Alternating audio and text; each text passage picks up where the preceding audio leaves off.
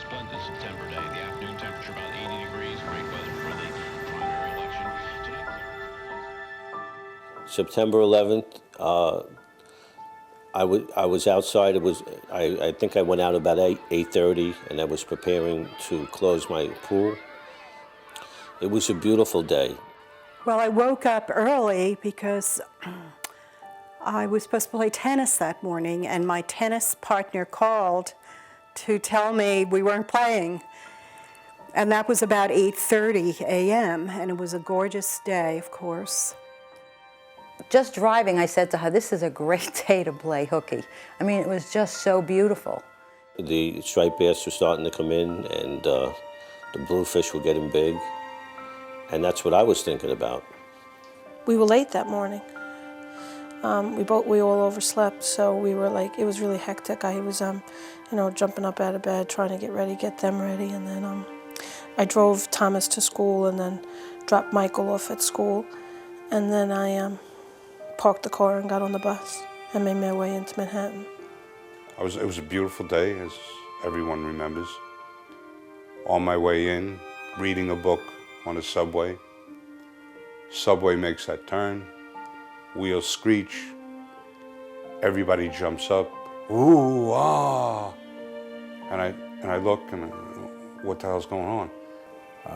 I heard a fellow on the radio say, we're looking at some incredible pictures here. A plane has hit the World Trade Center. And that was the last moment of my normal life.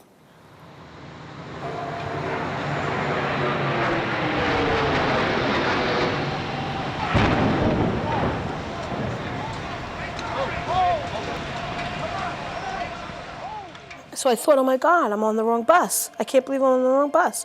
So I stood up and I went up to the front of the bus and I said, is this the 1X? And he said, yeah. I said, well, why are you saying you're going the FDR Drive? And he said, take a look over at the World Trade Center. Both towers of the World Trade Center have been hit by aircraft. Both are in flames.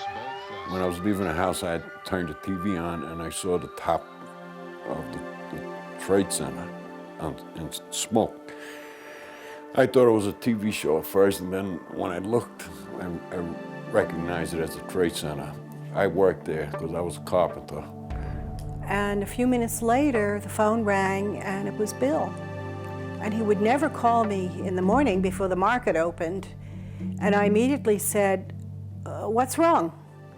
And he said, Mom, a jet hit the World Trade Center.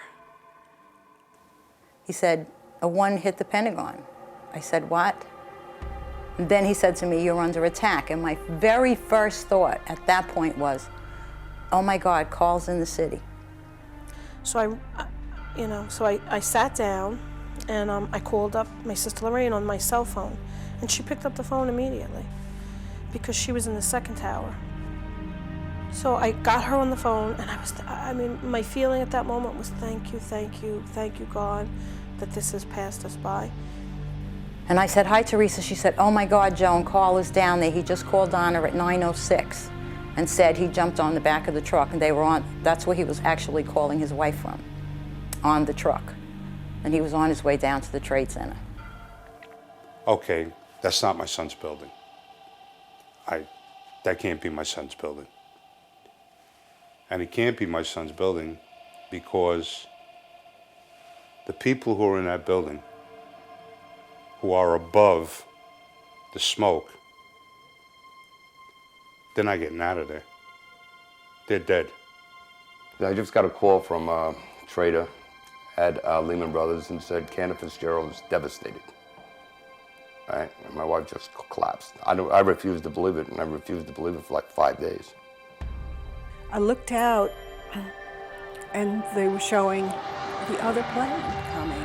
At first I thought to myself, oh, this is a replay. And then I saw it coming to the building, and the way it hit the second tower where Bill was, I said, oh my God, that's Bill's building. We just started to have coffee, and on TV, she had the TV on, and we saw the second plane hit. And then I got very upset because I knew my son was there. I felt it in my heart that my son was at that trade center. I have no memory where I was when the next planes hit, but I was there when the second plane hit the World Trade, the second tower. At that point, I was completely just, because I knew that there's no way my son was ever going to get out of there alive, working up on the 103rd floor. And Tower 2 goes down. And I mean, it goes down like in nothing. It seems like 2 seconds. And that tower's gone. My God. And when I asked her if she had heard from Lorraine, and she said, Patricia, the building collapsed. I didn't know that because I wasn't watching that television. I was just sitting in the room. And I knew at the very instant that my sister Lorraine was gone. And I never, ever thought anything else. And then when the second tower fell, I started screaming at the television for Carl to run faster, Carl. You'll get out, just run. I know you'll get out, just run. And I did that every time I watched the television, and I searched the crowds looking for him. And I kept saying, it's okay, Carl, you'll get out, I know it. Just run down to the trains, run, you know that you know how it works there. You know, Daddy built those towers. Daddy worked on those towers, you know them, get out, you know. Well, I had everybody in the world searching because, you know, knew a lot of people that worked down there. I went down there myself. I refused to believe it. I didn't want to believe it. He was my firstborn. He's my only son, and I don't know. I just couldn't believe Carl, you know, wasn't coming home.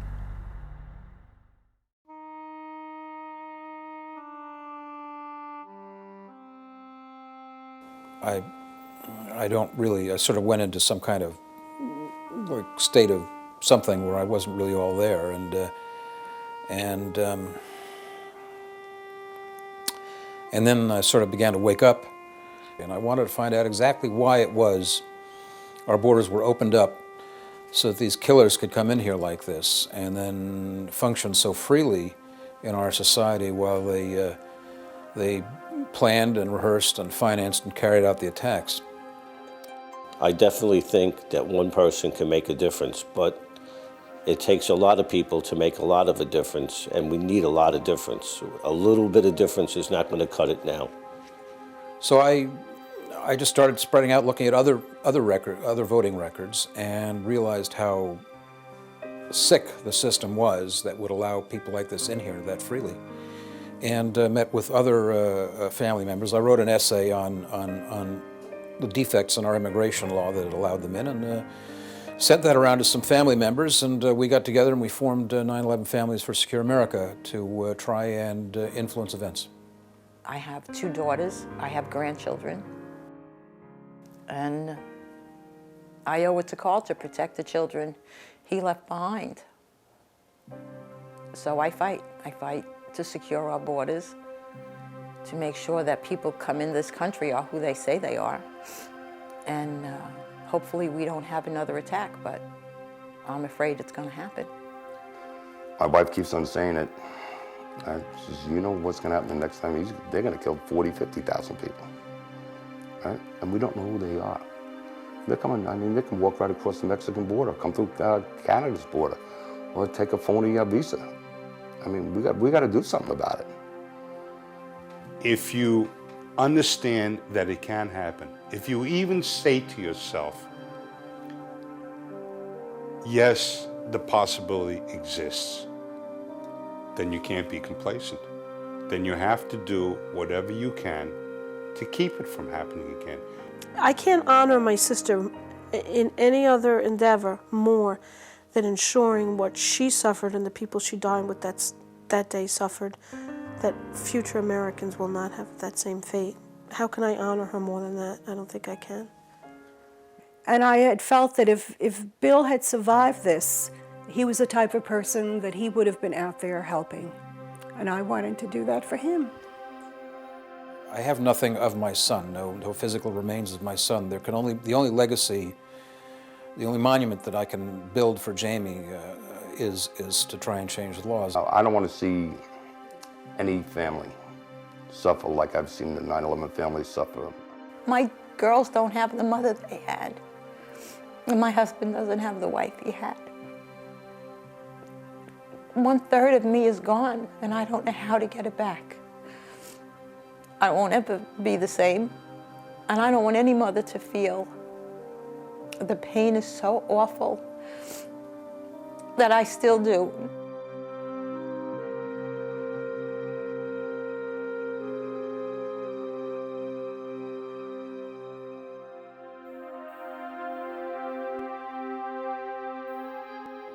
Joey was an unbelievable guy. I mean, he had a heart of gold. 3 words: the perfect son. Polite, smile on his face, good kid. A good kid. I always think my brother-in-law said it best when he said that that my sister Lorraine taught him how to love through her example of love. I always describe him as a gentleman and a gentle man. He always was a gentle soul. He was just a wonderful, wonderful person, and everyone misses him.